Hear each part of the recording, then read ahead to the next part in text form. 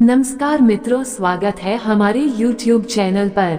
आज जो हम कहानी लेकर आया हूँ, ये कहानी है एक विधवा औरत की, जिसकी बुराई दो औरतों द्वारा किया जाता है। कहानी के आखिर तक जरूर सुने, कहानी पूरी तभी समझ में आएगी। तो चलिए शुरू करते हैं। क्या कहती है ये दोनों औरतें विधवा के बारे में? एक औरत बोली, अरे इसको नहीं जानती तू? पहली वाली औरत बोली, हाँ नहीं जानती। दूसरी वाली औरत इनकार करते हुए बोली, ये पवन सेठ की दूसरी औरत है। पहली औरत गुजर गई, तब उसने इस औरत से शादी कर ली। हाय, कहाँ पवन सेठ और कहाँ ये औरत? हैरानी से दूसरी औरत बोली, इसकी गोद में जो लड़का है वो पवन सेठ का नहीं है। तब फिर किसका है? पवन सेठ के नौकर रामलाल का। पहली वाली औरत ने जवाब दिया, अरे पवन सेठ की उम्र देखो, मुंह में दांत नहीं और पेट में आंत नहीं। दूसरी वाली औरत ने ताना मारते हुए कहा, दोनों में उम्र का कितना फर्क है? इस औरत ने कैसे कर ली शादी? सुना है ये औरत विधवा थी। पहली वाली औरत ने कहा, विधवा थी तो क्या हुआ? अरे उम्र देखकर तो शादी करती। अरे इसने पवन सेठ को देखकर शादी नहीं की, फिर क्या देखकर शादी की? उस औरत ने पूछा। उसकी ढेर सारी दौलत देखकर। आगे की बात निर्मला न सुन सकी। जिस दुकान पर जाने के लिए वह सीढ़ियां चढ़ रही थी, तभी ये दोनों औरतें सीढ़ियां उतर रही थीं। उसे देखकर यह बात कही, तब वो रुक गई। उन दोनों औरतों की बातें सुनने के बाद दुकान के भीतर न जाते हुए वह उल्टे पैर लौटकर फिर कार में बैठ गई। ड्राइवर ने हैरान होकर पूछा, मेम साहब आप दुकान के भीतर क्यों नहीं गईं? जल्दी चलो बंगले पर, निर्मला ने अनसुना करते हुए आदेश दिया। आगे ड्राइवर कुछ न बोल सका। उसने चुपचाप गाड़ी स्टार्ट कर दी। निर्मला की गोद में 1 साल का बच्चा नींद में बेसुध था, मगर कार में बैठने के बाद भी उसका मन उन दोनों औरतों के तानों पर लगा रहा। उन औरतों ने जो कुछ कहा था सच ही कहा था। निर्मला उदास हो गई। निर्मला पवन सेठ की दूसरी ब्याहता है। पहली पत्नी आज से 3 साल पहले गुजर गई थी। ये भी सही है कि उसकी गोद में जो लड़का है वह रामलाल का है। रामलाल जवान और खूबसूरत है। जब निर्मला ब्याह करके पवन सेठ के घर में आई थी, तब पहली बार उसकी नजर रामलाल पर पड़ी थी। तभी से उसका आकर्षण रामलाल के प्रति हो गया था, मगर वह तो पवन सेठ की ब्याहता थी, इसलिए उसके खूंटे से बंध गई थी। ये भी सही है कि निर्मला विधवा है। अभी उसकी उम्र का 34वां पड़ाव चल रहा है। जब वह 20 साल की थी, तब उसकी शादी राजेश से कर दी गई थी। वह बेरोजगार था, नौकरी की तलाश जारी थी, मगर वह इधर उधर ट्यूशन करके अपनी जिंदगी की गाड़ी खींच रहा था। निर्मला की सास झगड़ालू थी। हरदम वो उस पर अपना सासपना जताने की कोशिश करती। छोटी छोटी गलतियों पर बेवजह चिल्लाना उसका स्वभाव बना हुआ था। मगर वह दिन काल बनकर उस पर टूट पड़ा जब एक कार वाला राजेश को रौंद कर चला गया। अभी उनकी शादी हुए 7 महीने भी नहीं बीते थे और वह विधवा हो गई। समाज की जरूरी रस्मों के बाद निर्मला की सास ने उसे डायन बता दिया। ये कहकर उसे घर से निकाल दिया कि आते ही मेरे बेटे को खा गई। ससुराल से जब विधवा निकाली जाती है, तब वो अपने मायके में आती है। निर्मला भी अपने मायके में चली आई और माँ बाबूजी और भाई के लिए बोझ बन गई। बाद में एक प्राइवेट स्कूल में टीचर बन गई। तब उसे विधवा जिंदगी जीते हुए 14 साल से ऊपर हो गए। समाज के पोंगापंथ के मुताबिक विधवा की दोबारा शादी भी नहीं हो सकती है। उसे तो अब जिंदगी भर विधवा की जिंदगी जीनी है। ऐसे में वह कई बार सोचती है कि अभी माँ बाप जिंदा है, लेकिन कल वे नहीं रहेंगे, तब भाई कैसे रख पाएगा? यही दर्द उसे हरदम कचोटता रहता था। निर्मला कई बार यह सोचती थी कि वह माँ बाप से अलग रहे, मगर एक विधवा का अकेले रहना बड़ा मुश्किल होगा। मर्दों के दबदबे वाले समाज में कई भेदे उसे नोचने को तैयार बैठे हैं।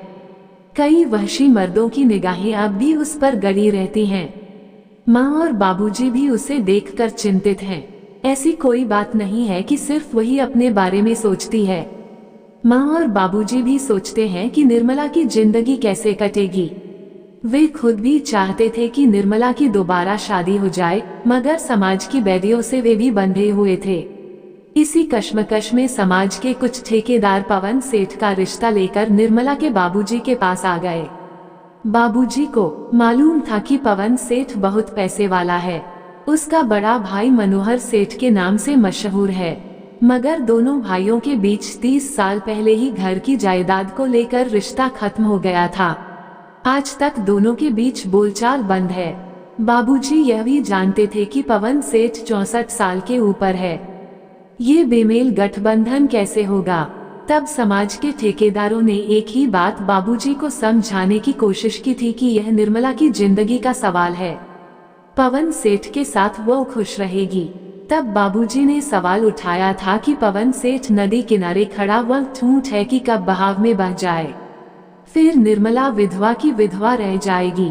तब समाज के ठेकेदारों ने बाबूजी को समझाया कि देखो, वह विधवा जरूर हो जाएगी, मगर सेठ की जायदाद की मालकिन बनकर रहेगी। तब बाबूजी ने निर्मला से पूछा था, निर्मला तुम्हारे लिए रिश्ता आया है? वह समझते हुए भी अनजान बनते हुए बोली, रिश्ता और मेरे लिए? हाँ निर्मला, तुम्हारे लिए रिश्ता। मगर बाबूजी, मैं एक विधवा हूँ और विधवा की दोबारा शादी नहीं हो सकती, अपने पिता को समझाते हुए निर्मला बोली थी।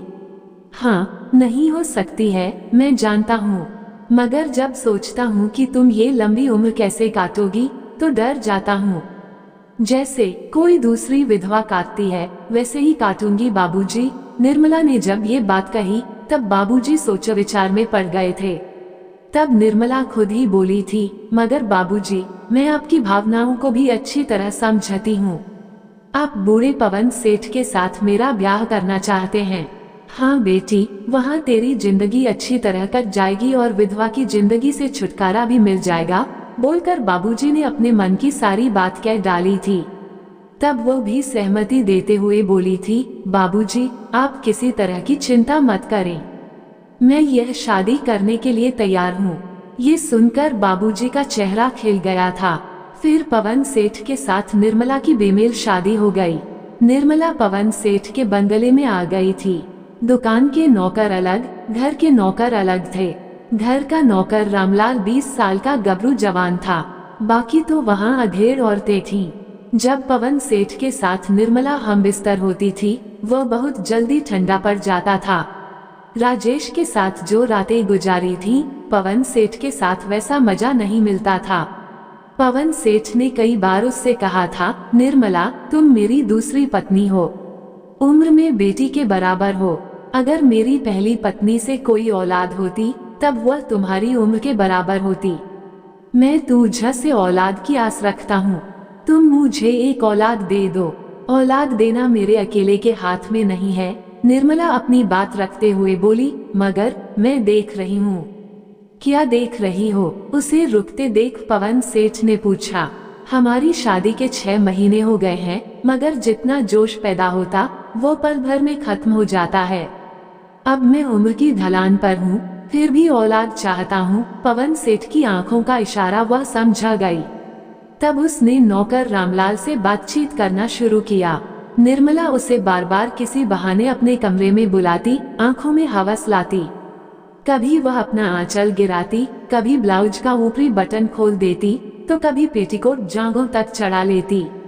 मर्द कैसा भी पत्थर दिल हो, आखिर एक दिन पिघल ही जाता है। रामलाल ने कहा, मेम साहब, आपका मुझे देखकर बार बार आंचल गिराना मुझे अच्छा नहीं लगता। आप क्यों ऐसा करती हैं? अरे बुद्धू, इतना भी नहीं समझता है, निर्मला मुस्कुराकर बोली और उसके गाल को चूम लिया। समझता तो मैं सब कुछ हूँ, मगर मालिक कुछ भी नहीं कहेंगे। बीच में ही उसकी बात काटकर निर्मला बोली, मालिक से क्यों घबराता है? ये सुनकर रामलाल पहले तो हैरान हुआ, फिर धीरे से मुस्कुरा दिया। उसने अब न देखा न ताव निर्मला को दबोच लिया और उसके होठों पर अपने होंठ रख दिए। निर्मला ने कुछ नहीं कहा। फिर क्या था, निर्मला की शाह पाकर जब भी मौका मिलता, वे दोनों हमबिस्तर हो जाते। इसका फायदा ये हुआ कि निर्मला का जोश शांत होने लगा था और एक दिन वह पेट से हो गई। पवन सेठ बहुत खुश हुआ और जब पहला ही लड़का पैदा हुआ, तब पवन सेठ की खुशियों का ठिकाना नहीं रहा। निर्मला और बच्चे की देखरेख के लिए एक आया रख ली गई। जब भी बाजार या कहीं दूसरी जगह जाना होता, निर्मला अपने बच्चे को आया के पास छोड़ जाती है। मगर आज उसकी ममता जाग गई थी, इसलिए साथ ले गई थी। मेम साहब, बंगला आ गया। जब ड्राइवर ने ये कहा, तब निर्मला पुरानी यादों से लौटी। जब वह कार से उतरने लगी, तब ड्राइवर ने पूछा, मेम साहब, जिस दुकान पर आप खरीदारी करने पहुंची थी, वहां से बिना खरीदारी किए क्यों लौट आई? मेरा मूड बदल गया, निर्मला ने जवाब दिया। मूड तो नहीं बदला मेम साहब, मगर मैं सब समझ गया, कहकर ड्राइवर मुस्कुराया। क्या समझे मानमल? गुस्से से निर्मला बोली। इस बच्चे को लेकर उन औरतों ने। देखो मानमल, तुम अपनी औकात में रहो, बीच में ही बात काटकर निर्मला बोली। हाँ मेम साहब, मैं भूल गया था कि मैं आपका ड्राइवर हूँ, माफी मांगते हुए मानमल बोला। मगर सच बात तो होठों पर आ ही जाती है। क्या सच बात होठों पर आ जाती है? निर्मला ने पूछा। यही मेम साहब की उन दोनों औरतों ने बच्चे को देखकर कहा होगा कि यह बच्चा सेठ जी का खून नहीं है, बल्कि उनके नौकर रामलाल का है, मानमल ने साफ साफ कह दिया। तब निर्मला गुस्से से बोली, देखो मानमल, तुम हमारे नौकर हो और अपनी हद में रहो। औरों की तरह हमारे संबंधों को लेकर बात करने की जरूरत नहीं है, कहकर निर्मला कार से उतर गई। अभी निर्मला दालान पार कर रही थी कि आया ने आकर बच्चे को उससे ले लिया। मानमल फिर मुस्कुरा दिया। तो दोस्तों, ये कहानी कैसी लगी कमेंट करके जरूर बताना, और अच्छी लगी तो एक लाइक जरूर कर देना। धन्यवाद।